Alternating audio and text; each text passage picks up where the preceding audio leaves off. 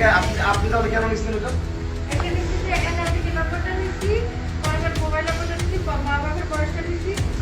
আপনি না এনআইডি কার্ডের ইনফরমেশন কখন চাবেন না, কারোর কাছে দিবেন না, এটা আপনার ঠিক করার নেই।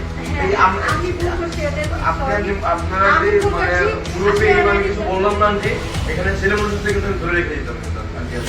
আমি এটা শুনে এটা আমরা পরবর্তী খুব রাগ করছি, এটা ঠিক না। এটা আপনাদের যারা হাইকমান্ডের সাথে বলবেন, এটা যে শুরুতেই ওনার রাস্তায় শুরু করবেন, এটা কখনোই ঠিক না। আপনি দিবেন আপনারা সতর্ক দিতে পারছেন, আপনারা নতুন মোবাইল ব্যবহার করবেন, এনআইডি কার্ডের ইনফরমেশন এটা একটা খুব গোপনীয় ইনফরমেশন।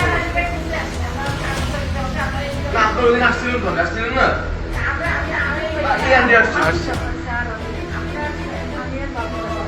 আপনাদের বাসা বলেন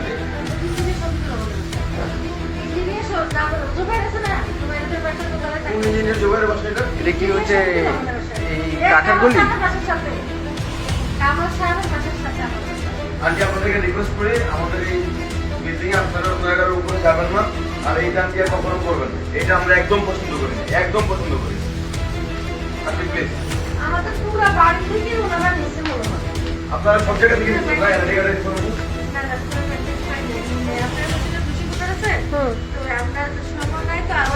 আচ্ছা আমাকে আপনি তো নিতে আসছেন, আপনি আমাকে একদম কারেক্টলি বলেন যে এনআইডি কার্ডের কাজটা কি। আপনি যে বলেন মোবাইলের মেসেজ, এটা তো মোবাইল নাম্বার নিলে হয়, এনআইডি কার্ড আপনি কেন নিচ্ছেন?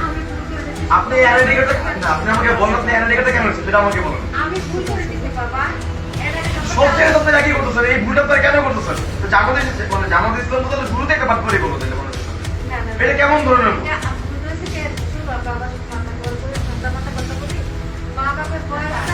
না না, আপনার মা বাবার বয়স, আমার এনআইডি কার্ড, এটা সরকার দেখবে, এটা আপনারা দেখতে পারেন না, এটা জামাত ইসলাম দেখতে পারে না। আপনি প্লিজ আপনাদের যুক্তি হচ্ছে না, আপনারা মানুষদেরকে মানে বিভ্রান্ত করছেন না, এটা ঠিক না।